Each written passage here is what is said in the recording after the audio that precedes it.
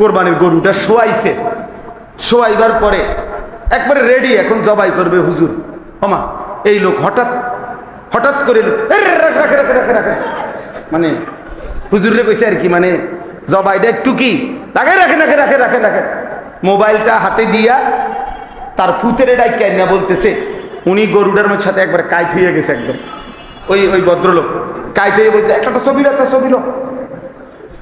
পরে আমি আমার সাথের জনের আস্তে আস্তে বললাম যে ভাই, অর্থ হইল উনি একটু পরে ফেসবুকে এই ছবিটা দিয়া বলবে, দেশবাসী আপনাদের মতামত জানতে চাই, দুই গরুকে কেমন লাগতেছে। তো নাই তো কি না না নাইলে একজন মানুষ গরুর লগে ছবি উঠানোর মধ্যে বিশেষত্ব কি? দুই কথা, হয় গরুকে আমনে মানুষ বানাইতে চান, আর নাহলে আমনে গরু হইতে চান। একটা কিছু তো হইতে হবে নাকি? কি এটার অর্থ কি? আমনে গরুর লগে ছবি উঠালেন কেন? বেকুব কি এরকম বেকুব হয়? বেউকুফ, বেউকুফ কি এমন বেউকুফ হয় বেটা? তুই ভাত খাইছ না বেটা? তো এটার লোকে ছবি উঠালে কেন? এটার সাথে কি বুঝাইতে চাইলাম? মানে হয় আমরা দুজন গরু, আর নয়তো আমরা দুজন মানুষ। তো গরু আবার মানুষ হয় কেমনে, মানুষ গরু হয় কেমনে? আল্লাহ আমাদেরকে বুঝ দান করে। কোরবানি সম্পর্কিত, কোরবানি আল্লাহ তাআলা প্রথম শুরু করেছেন যেখান থেকে, এই কথাটা এখানে উল্লেখ করেছেন। আমি একবারে সংক্ষেপে, খুব লম্বা বলা না, একদম সংক্ষেপে বলতে চাই।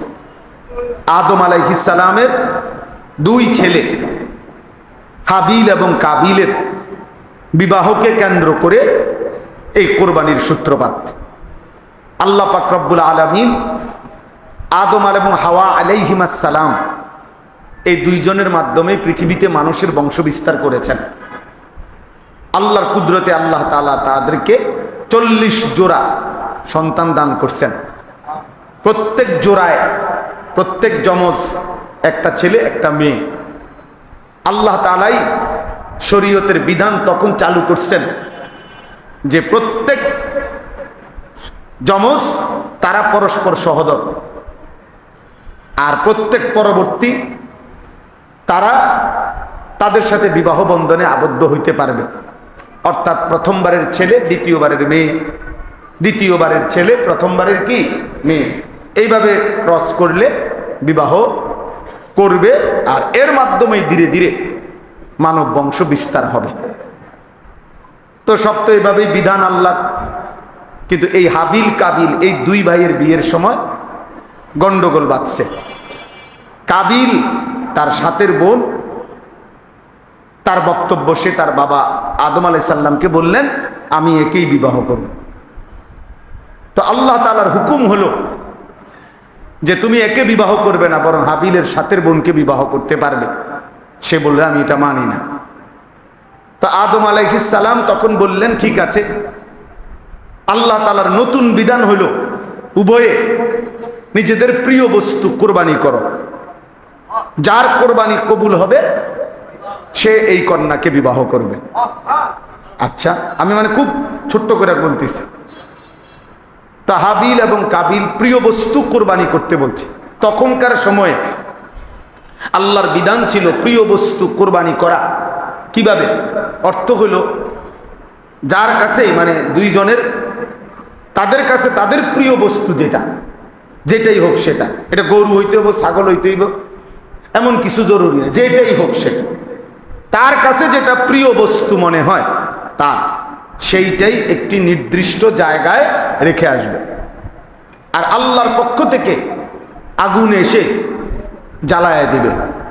যারটা কোরআন শরীফে আছে সূরা আলে ইমরানে, বিকুরবানিন তাকুলুহুন নার, আগুন খেয়ে ফেলবে, মানে জ্বালায়া ফেলবে। যার কোরবানিটা আগুন জ্বালায়া দিবে তারটা কোরবানি কবুল হবে, আর যারটা থেকে যাবে সেটা কবুল হলো না। প্রিয় বস্তু কোরবানি। মাঝখান দিয়ে বলি, আমার প্রায় এটা মনে হয় যে এই অবস্থা যদি আমগো হইতো, আমাদের হালাত যদি এমন হইতো, একটা মিনিট ভেবে দেখেন যে সবাই কোরবানি করলাম, নির্দিষ্ট জায়গায় রেখে আসলাম, এরপরে সকালবেলা গিয়া দেখলাম অমুকেরটা জ্বালাইছে, অমুকেরটা জ্বালায় নাই, তে কি আর এই এলাকায় থাকতে পারতো? মানুষে কি বলবো তারে? লম্বা লম্বা বুজুর্গি দেখাও, হ্যাঁ, গপ মারতে সময় তো কম মারো না, এখন তো ধরা খাইলা সিটার, ঠিক কিনা বলেন? হায় হায় হায়, সে তো এলাকা ছাড়া হয়ে যেত অপমানে। আল্লাহ পাক রব্বুল আলামিন কি পরিমাণ ইহসান ও করম করেছেন, দয়া করছেন। আখিরি নবী সাল্লাল্লাহু আলাইহি ওয়াসাল্লামের বরকতে খোদার কসম বাপ, অনেক বিষয় এমন আছে যেটা মহান আল্লাহ পাক রব্বুল আলামিন আমাদের প্রিয় নবী সাল্লাল্লাহু আলাইহি ওয়াসাল্লামের বরকতে এই উম্মতের জন্য সর্বাধিক সহজ করে দিয়েছে। এর মধ্যে এটা যে কুরবানির বিধানকে সবচেয়ে সহজ করে দিয়েছেন আল্লাহ তাআলা আমাদের নবী সাল্লাল্লাহু আলাইহি ওয়াসাল্লামের বরকতে। যাই হোক, তো হাবিল তার একটা দুম্বা, সে বকরি পালতো, দুম্বা বকরি একটা সব উৎকৃষ্ট দুম্বা ওই নির্দিষ্ট জায়গায় নিয়ে রাইখা আসছে। আর কাবিল কিছু গম শস্য, সে কৃষি কাজ করত, তো তার কৃষি উৎপন্ন শস্য এগুলাকে পুরান নষ্ট ফসা এগুলো একত্রিত করে আপনার ওইখানে নিয়ে রাখা আসছে। আলাদা আসমান থেকে আগুন এসে হাবিলের দুম্বা জ্বালায় দিছে, কাবিলেরটা যথাস্থানেই পড়ে আছে। তো এই কথা স্পষ্ট আবারও প্রমাণিত হলো, নতুন হুকুমের মাধ্যমেও প্রমাণিত হইল যে কাবিল এই বোন বিবাহ করতে পারবে। আল্লাহ তাআলা এই আয়াতের মধ্যে কথা বলছেন, ওয়াতলু আলাইহিম নাবা আবনাই আদামা বিল হক, হে নবী, আদমের দুই সন্তানের ঘটনা সঠিকভাবে আপনি আমার বান্দাদের নিকটে বর্ণনা করেন। ইজ কাররাবা কুরবানান, যখন তারা দুইজনই কোরবানি করলেন, ফাতুকুব্বিলা মিন আহাদিহিমা, একজনের কোরবানি কবুল করা হলো, ওয়ালাম ইউতাকাব্বাল মিনাল আখার, অপরজনের কোরবানি কবুল করা হলো না। তো এতটুকু তো বুঝলেন, কইলাম। এইবার কাবিল তার ভাই হাবিলকে বলল, মানে যার কোরবানি কবুল হয় নাই, সে তার ভাই হাবিলকে বলল, ক্বালা লা আকতুলান্নাকা, আমি এত কিচ্ছু বুঝি না, আমি তোকে মেরেই ফেলব, আমি তোকে মেরেই ফেলবো, লা আকতুলান্নাকা, আমি তোকে হত্যাই করব। তখন হাবিল মৃত্যুর পূর্ব মুহূর্তে সে তার ভাই কাবিলকে বলছে, প্রিয় ভাই আমার, আমি জীবন দেব, আমি মরে যাব, আমি জানি। পরের আয়াতে আছে, লা ইন বাসাত্তা ইলাইয়া ইয়াদাকা লিতাকতুলানি মা আনা বিবাসিতিন ইয়াদিয়া ইলাইকা লিআকতুলা। হাবিল বলছে, প্রিয় ভাই, তুমি যদি আমাকে হত্যা করার জন্য হাত বাড়াও, আমি আমার হাত তোমার দিকে বাড়াবো না। কেন? ইন্নী আখাফুল্লাহ রাব্বাল আলামিন, আমি আমার মহান রব আল্লাহকে ভয় করি। ইন্নী উরিদু আন তাবুআ বিইসমি ওয়া ইসমিকা ফাতাকুনা মিন আসহাবিন নার। হাবিল বলছে, আমি বুঝি, আমি ইচ্ছা করি, আমি বুঝেছি ভাইয়া, শোনো, যে আমার স্পষ্ট বিশ্বাস যে তুমি তোমার সমস্ত গুনাহ আর আমারও যদি কোনো গুনাহ থেকে থাকে, আমার এই অন্যায় হত্যা করার কারণে আমার গুনাহগুলো তোমার কাঁধে নিয়ে নিজের গুনাহ আর আমার গুনাহ একসাথ হয়ে ফাতাকুনা মিন আসহাবিন নার, তুমি নিশ্চিত হয়ে যাবে জাহান্নামে। ওয়াযালিকা জাযাউয যালিমিন, আর এভাবেই সর্বযুগে জালেমের পরিণতি হয়ে থাকে। জালেম নিজের গুনাহ, মজলুমের গুনাহ উভয়টাই কাঁধে নিয়ে জাহান্নামে, জাহান্নামে। অন্যায় হত্যা, অন্যায় খুন এর বিনিময়ে। তো এখানে মাঝখান দিয়ে একটা কথা বাদ গেছে, আমি যেটা ইচ্ছা করে রাখছি সেটা কি?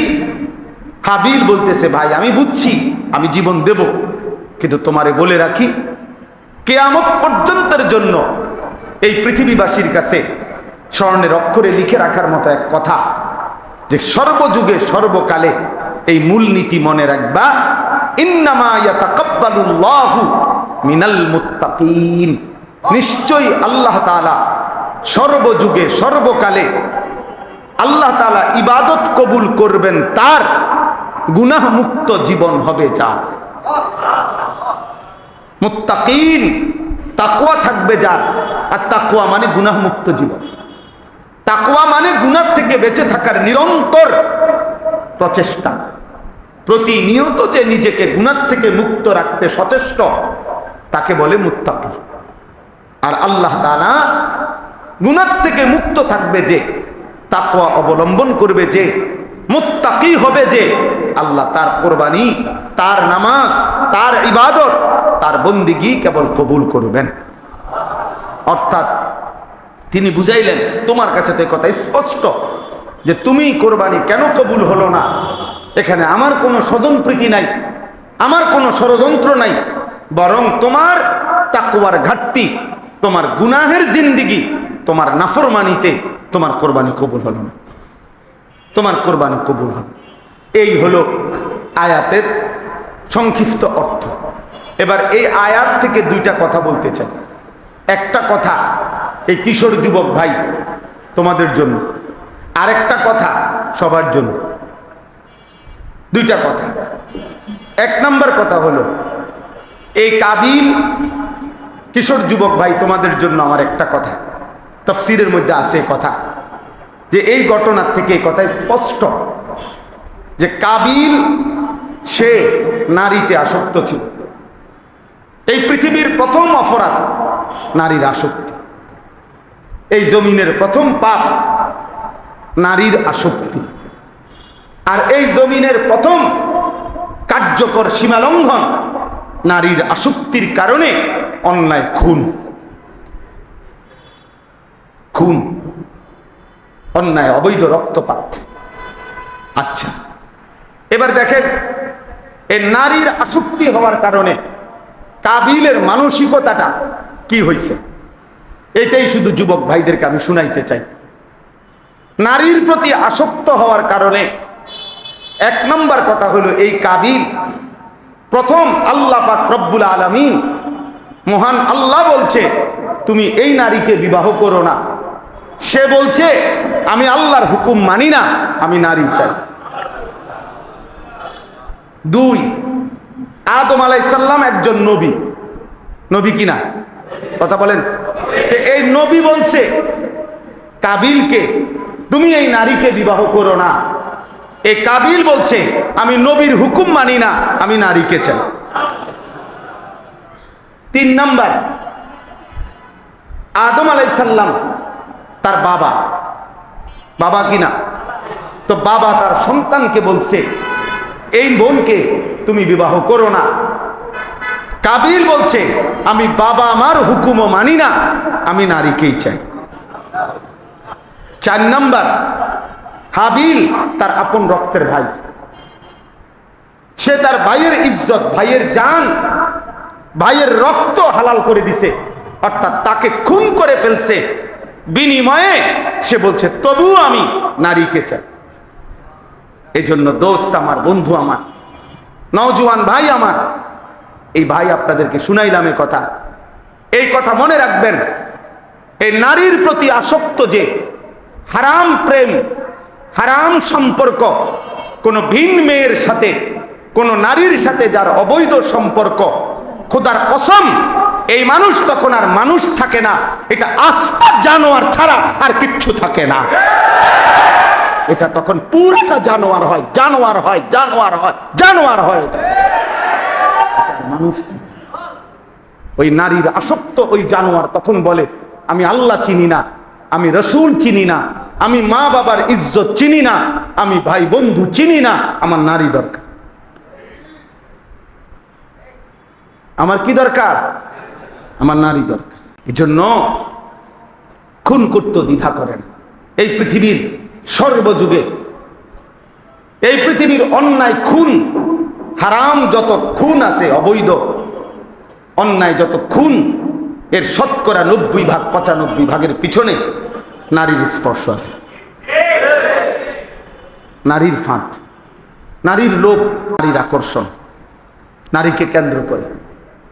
এজন্য দোস্ত আমার, বন্ধু আমার, অনেক নওজোয়ান মাশাআল্লাহ, রাত যদি বেশি না হইতো আমি আরো লম্বা বলতাম, আমারে ফিরতে হবে সেই কুমিল্লা।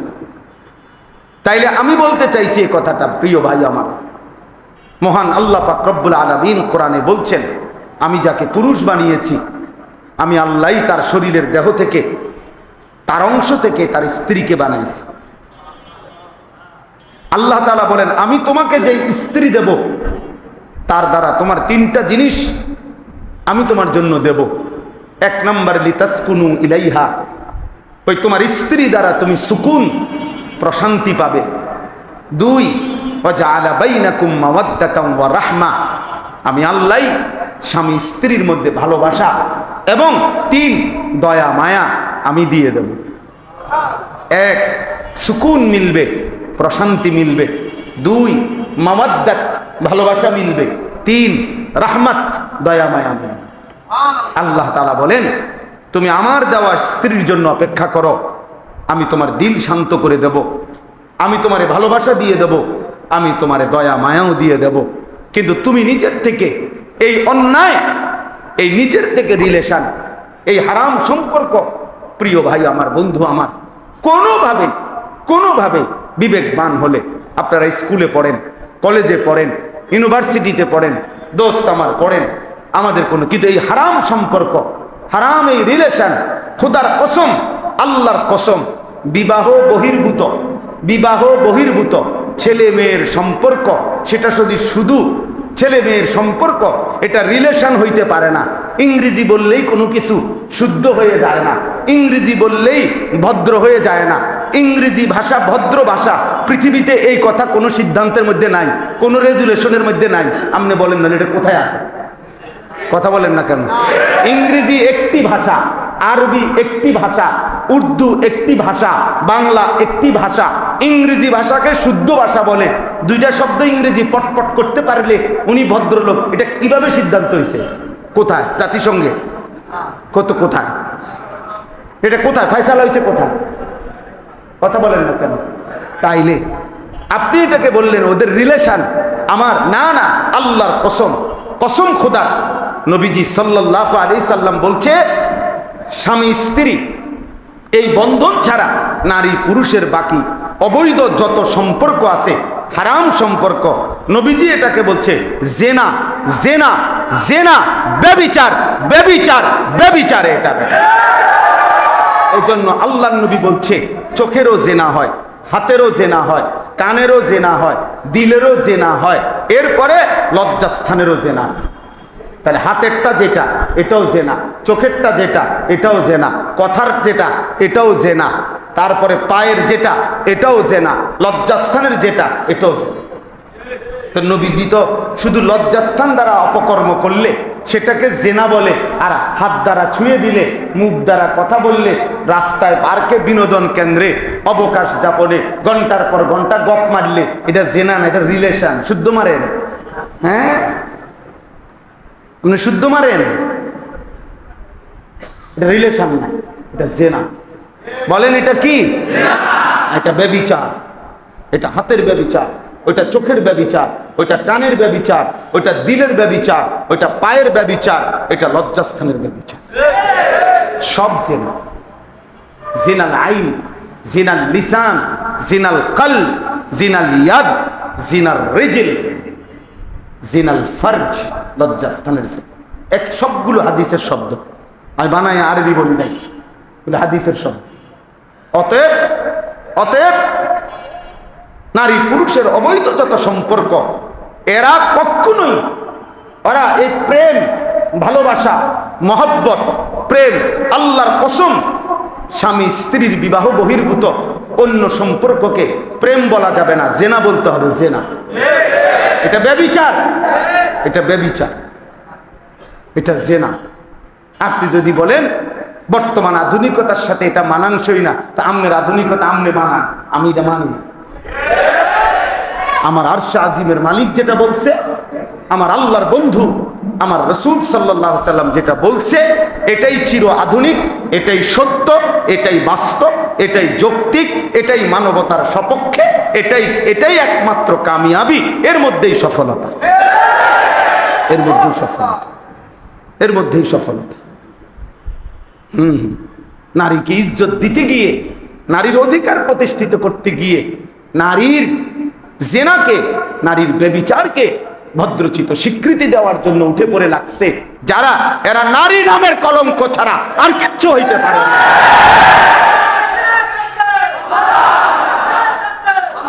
এরা ধর্মত্রয়ী হইতে পারে, এরা কোরআনকে লঙ্ঘনকারী হইতে পারে, এরা রসুলকে লঙ্ঘনকারী হইতে পারে, এরা কোনো ভদ্র না, এরা মনুষ্য সমাজের উপযুক্ত কেউ হইতে পারে না।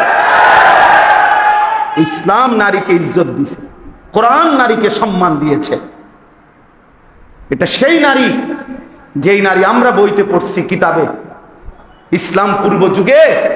আরে মিয়া, আমি নিজে পড়ছি। ইসলাম পূর্ব যুগে পৃথিবীতে একটা মতবাদ ছিল, এই মতবাদের স্লোগান ছিল 3 জিনিসে সবার সমান অধিকার। 3 জিনিসে কেউ কাউরে ধরে রাখার কোনো অধিকার নেই, সবার ব্যবহার করার সমান অধিকার।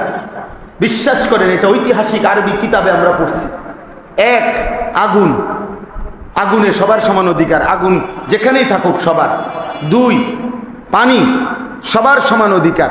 খোদার কসম, কিতাবে লেখা আছে 3য় জিনিসটা হলো নারী। বুঝেন নাই? নারী, নারী, নারী সবার অধিকার, অর্থাৎ সে নির্দিষ্ট কারো কিছু না, যেখানে যে পাবে সেই তাকে ব্যবহার করবে, এই হলো তার জীবন।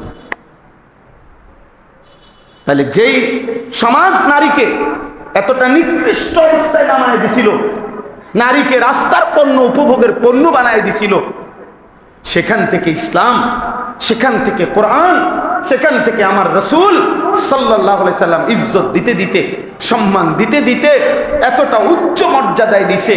শেষ পর্যন্ত নারীকে কোথায় নিয়ে জানেন? নারীকে আল্লাহ রাসূল কোথায় নিয়ে গেছে? আমার পরিষ্কার বক্তব্য, আমরা সবাই বুঝবেন এটা। নারীকে আল্লাহ নবী সাল্লাল্লাহু আলাইহি সাল্লাম ইজ্জতের চূড়ায় নিতে গিয়ে জান্নাতের উপরে তুলে দিছে। যদি জান্নাত মায়ের পায়ের নিচে হয় তো মা কোথায়? ও মা, কথা বলেন, আপনি বুঝছেন না সহজ হিসাবটা? জান্নাত যদি মার পায়ের নিচে হয় তো মা কই? মা উপরে না, মার পায়ের নিচে জান্নাত হইল, মা কই কেন? ইসলাম নারীকে জান্নাতের ঊর্ধ্বে উঠে দিছে মর্যাদা। আর ওরা 1450 বছর পরে আইসা ওরা নারীকে সম্মান দিবে, সম্মান দিবে। আমার বিবি কয়েকবার বলছে আমার এই কথাটা, হাসতে হাসতে কয় যে এই বেডিটি আমার জিগাইছিনি আমার মর্যাদার দরকার আছে। তা আমি তো করে বলিনি। তা আমরার মতো এরকম আমার বলতে যে আমরা 10 লক্ষ পর্দানশীল নারী, আমরা একসাথে বলি যে তোমাদের কাছে আমরা 2 পয়সার কোনো মর্যাদা চাই না। তোমাদের এই মর্যাদার নামে, তোমরা অধিকারের নামে যা দিতে চাচ্ছ, আমরা সেটা ঘৃণা ভরে প্রত্যাখ্যান করলাম, ঘৃণা ভরে প্রত্যাখ্যান করলাম। আল্লাহ আমাদেরকে মাফ করে দেন। কোনোভাবে ইনশাআল্লাহ এই জমিন আমার বাংলাদেশ ইঞ্চিতে, বর্গ মাইলে ছোট হইতে পারে, কিন্তু কলিজায় মোমেন বড় ইনশাআল্লাহ, ইনশাআল্লাহ। এজন্য নওজোয়ান, কোনোভাবে কোনো আপোষ হবে না। জেহাদি সমাধান, আপোষ কোনো সমাধান না। আপোষ না, জেহাদ, জেহাদ সমাধান ছিল। ইনশাআল্লাহ বিজয় ইসলামের হবে। শনিবার দিন 10ই মে ফজরের নামাজের পরে সালাম ফিরাইয়া, এই শেষ ফজরের সালাম ফিরাইয়া নারে তাকবীর আল্লাহু আকবরের স্লোগান দিয়ে সেনাবাহিনী পাকিস্তানের যখন চূড়ান্ত হামলা করছে ইন্ডিয়ার দিকে, 3 ঘন্টার ব্যবধানে আমেরিকার বুড়া মিয়া ফোন দিছে ইন্ডিয়া। 3 ঘন্টা লাগছে না, ফোন দিয়ে বলছে থাইমালাও, পারতা না, থামো থামো। ইন্ডিয়ার আব্বারে বলছে থামো দাদা, থাইমালাও, পারতা না, পারতা না, থামো। থেমে গেছে, থেমে গেছে। হ্যাঁ, আরবের বাদশাদের কাছে গিয়ে ঘুরতেছে এখন। আমেরিকার ট্রাম্প এখন ঘুরতেছে, বুঝাইছে, বুঝছে মুসলমানের সহমর্মিতা, সাপোর্ট খুব দরকার, খুব দরকার। এজন্য ইসলাম জিতবে ইনশাআল্লাহ, মুসলমানই জিতবে ইনশাআল্লাহ। প্রিয় বন্ধু, মনে রাখেন, একদিন ইনশাআল্লাহ রাত গভীরে ফজরের ওয়াক্তে ঘুম থেকে জেগে শুনবেন এমন একটা বিজয় ফিলিস্তিনেরও হয়ে গেছে ইনশাআল্লাহ। গাজার বিজয় হবে, ফিলিস্তিনের বিজয় হবে। এত রক্ত, এত চোখের পানি, এত মায়ের আহাজারি, এত এতিম সন্তানের আহাজারি বৃথা যাবে না ইনশাআল্লাহ। কসাই মোদিকে যেই আল্লাহ বেইজ্জতি করেছে, ওই বেঈমান নেতা নিয়াউকে ওই আল্লাহ নিশ্চিহ্ন করে দেবে ইনশাআল্লাহ। আল্লাহ আমাদেরকে হিম্মত দান করেন, আল্লাহ আমাদেরকে হিম্মত দান করেন। এই জন্য আমার নওজোয়ান ভাই, আমার বন্ধু, কোনোভাবে আখলাক নষ্ট কইরো না বাপ। চরিত্র এক মানুষের শ্রেষ্ঠ সম্পদ। সার্টিফিকেট সবচেয়ে বড় সম্পদ না, আখলাক সবচেয়ে বড় সম্পদ। আখলাক সবচেয়ে বড় সম্পদ, চরিত্র সবচেয়ে বড় সম্পদ। আমরা সেই ছোটবেলায় আমরাও পড়ছি, 2-4 লাইন স্কুল কলেজে আমরাও পড়ছি, জেনারেল পড়ালেখা আমরাও পড়ছি। ও কুমিল্লা ভিক্টোরিয়া কলেজ থেকে মাস্টার্স পাস করছি। তো এই জন্য বললাম, ওই আমরাও তো ছোটবেলায় এটা পড়ছি, ইংরেজি কথা এটা, যে ক্যারেক্টার লস, এভরিথিং লস্ট। চরিত্র নাই, কিচ্ছু নেই, কিচ্ছু নেই। শরীর নষ্ট তো কিছু নষ্ট, টাকা নষ্ট তো কিছুই না, কিন্তু চরিত্র নষ্ট তো সব নষ্ট, সব নষ্ট। এই জন্য এই ঘটনার থেকে এ কথা স্পষ্ট যে কাবিল নারীর প্রতি আসক্তি হয়ে সব ভুলে গেছে, সব ভুলে গেছে। আল্লাহ আমাদের সন্তানদেরকে, আমাদের কিশোর যুবকদেরকে উত্তম আখলাকের নমুনা দান করেন। ইউসুফ আলাইহিস সালামের সেই অন্ধকার কুঠুরিতে সব বন্ধ অবস্থায় জুলাইখার আমন্ত্রণে তিনি যেভাবে বলেছিলেন, মাআযাল্লাহ, আমি আমার আল্লাহর আশ্রয় কামনা করি আমাদের ইমানদার যুবক যেন এমন হয়, আল্লাহ যেন কবুল করে, আল্লাহ যেন তৌফিক দান করে। এবার সবার জন্য শেষ কথা হলো যে ইন্নামা ইয়াতাকাব্বালুল্লাহু মিনাল মুত্তাকিন, এই কথাটাই শেষ কথা। অর্থাৎ আল্লাহ তাআলা সেদিন প্রথম দিনে বলে দিয়েছেন যে নিশ্চয়ই আল্লাহ ইবাদত কবুল করবেন তার, গুনাহমুক্ত জীবন হবে যার। তাইলে এই কথাটা আমাদের জন্য সবক। আমার নামাজ গুনাহ থেকে মুক্ত থেকে হবে, আমার যাকাত গুনাহমুক্ত যেন হয়, আমার রোজা গুনাহমুক্ত যেন হয়, আমার হজ গুনাহমুক্ত যেন হয়, আমার উমরা গুনাহমুক্ত যেন হয়, আমার ইতিকাফ গুনাহমুক্ত যেন হয়, আমার কুরবানি গুনাহমুক্ত যেন হয়। গুনাহের সাথে সম্পৃক্ত থেকে আল্লাহর ইবাদত করলে সেই ইবাদত কবুল হয় না। এই জন্য সুদের টাকায় কোরবানি হবে না, ঘুষের টাকায় কোরবানি হবে না, কিস্তির টাকায় কোরবানি হবে না, লোনের টাকায় কোরবানি হবে না, ওজনে কম দিয়া কামাই রোজগারি করা 2 নম্বরই 6 নম্বরই 3 নম্বর মাল 6 নম্বর মাল, হ্যাঁ, উলট পালট ধোকাবাজি প্রতারণা করে উপার্জন করা টাকা হবে না। এটা ফেসবুকে আসতে পারে, আর শাহজিমে যাবে না, আর শাহজিমে যাবে না, ফেসবুকে দিতে পারবেন। আর কোরবানির সময় আসে গেছি, কোরবানি যেটা আমার নিচে খুব আবদার করছে, তা আমি কোরবানির সামনে দাঁড়াইলাম। এজন্য তাকওয়া চাই। রাত অনেক হইছে, নাই তো আরো বলতাম। এতটুকুই আপনাদের কাছে, গুনাহমুক্ত জীবন। আমার বাপ গুনাহমুক্ত জীবন চাই, গুনাহমুক্ত জীবন চাই, গুনাহমুক্ত জীবন চাই। আমার ভাই, আমার ছেলেরা, আমার সন্তানরা, আমার যুবক ভাইরা, আমার কিশোর ভাইরা, সবার কাছে অনুরোধ, দোস্ত আমার, বন্ধু আমার, এ কথা মনে রাখতে হবে, গুনাহমুক্ত এক জীবন আমাদের আখিরাতের জন্য ভীষণ জরুরি। প্রিয় ভাই, আমার বাপ, আমার আখিরাত অনেক লম্বা, কবর অনেক লম্বা, অনেক লম্বা সফর বাপ। 1.25 লক্ষ আম্বিয়ায়ে কেরাম আদম থেকে মুহাম্মদ সাল্লাল্লাহু আলাইহি সাল্লাম পর্যন্ত আখিরাতের ভয়ে কাঁদছেন। পৃথিবীর সমস্ত আউলিয়া, বুজুর্গ, সাহাবা, ওলামা রাতভর দিনভর আখিরাতের ভয়ে কাঁদছেন বাপ।